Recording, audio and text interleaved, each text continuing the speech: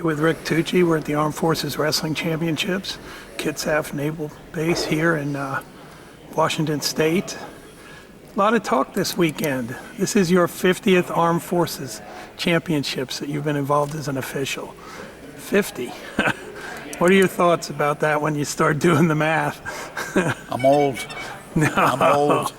I got started back in the 70s with Steve Evanoff, and I started at Quantico, and it's probably the most fun competition you'd want to go to, based on the services, men that protect the country and the relationships they have with the officials. It's been fun. Every one of them has been fun. And you've seen some great wrestling over the years. Obviously, our military has been very strong in the Greco-Roman style, but they ran through a bunch of good freestylers over the years too, right? Do you remember some really good battles over the time that you've been working these events? Byers, we've had Byers, we've had Dominic Black, Buddy Lee. There's been, there's so many good Greco and freestyle wrestlers that have come out of the military. Now the women are really showing what they can do, so they're going to add to the legacy of this military championship. Now, one of the old timers that wrestled until he was in his 50s, Greg Gibson, right? Talk about him. You've seen him at the Olympics, but you've seen him at this event. I saw him at his first event here. I saw him at the Olympic Games, and he was always a poster figure for any military, any Life magazine. I mean, he was the poster child because he was so intimidating and he was so military-like. I mean, he was the example of what the military was like back when we got started. Now, there was a streak a while back where the best team was usually the Marines, right? Back in the days of Art Williams as the coach and all that. I mean, this current set, obviously the Army WCAP program has been dominant, but it hasn't always been that way, huh? No, the Marines were in the beginning the team to beat, and they had Jay Antonelli, and they had a few other the former wrestlers that were in the Navy or Marines, but their rank was the Navy. But now it's the Army, and it's sad because the Marines are not in this competition, and I don't want to say it's watered down, but it was so much more competitive when you had all four services in this. Now it's the Army, Navy, and Air Force, which is still very good, but you miss the Marines. So you talk about the relationships with the athletes and the coaches too, I'm sure, right? I mean, the referees and the coaches are always getting to know each other. And with this group, it's just a certain set of people that you deal with on an annual basis. You've probably built up some interesting and maybe even great relationships with the coaches too. We've done our battles. We've done our battles, and at the banquets, we tip a few out of respect for each other. But between the Army coaches with Sean Lewis and Bruce, we've had our times and we remain friends. The Navy, they change every few years. It used to be Rob Herman, and now it's a gentleman that they're doing very good. Air Force changes too, but they're all in it to win, and they do whatever they can to win, and we respect that as long as they respect what we're trying to do out on the mat. And you use the word respect. There's a lot of that between the athletes, right?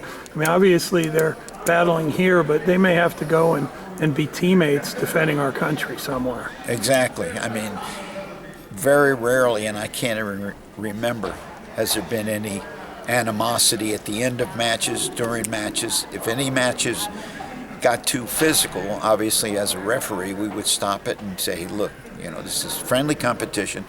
Let's win it on the mat. Let's win it through the holds that you've been trained to do and the training that you've gone through.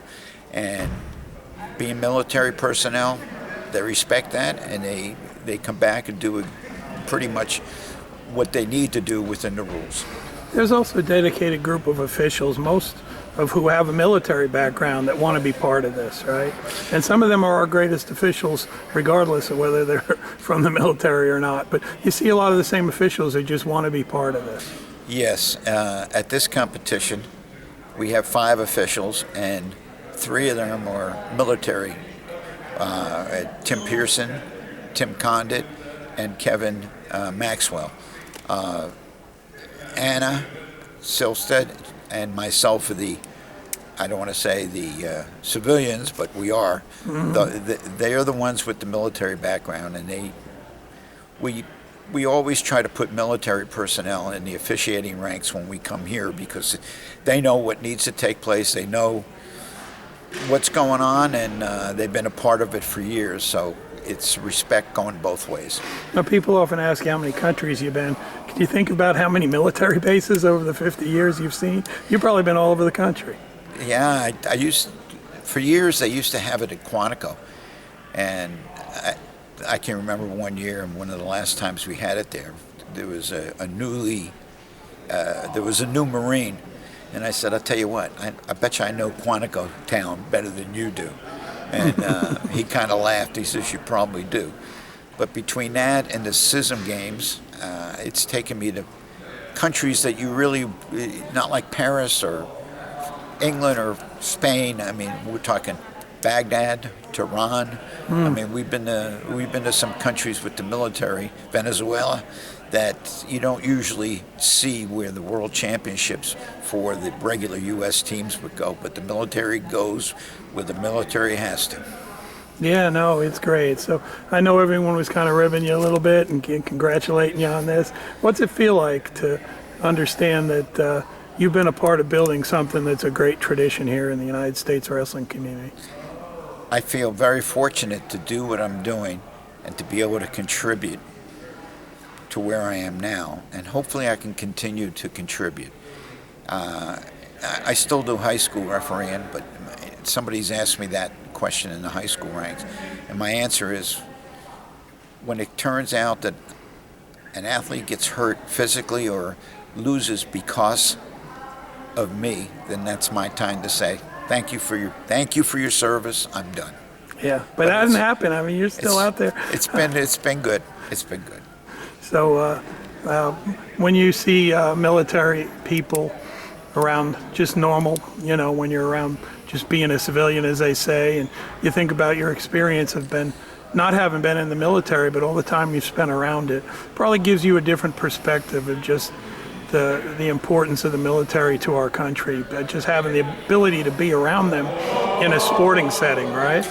Yes, you can see the training they go through, the respect that they show and they have, and it's a nice thing to see.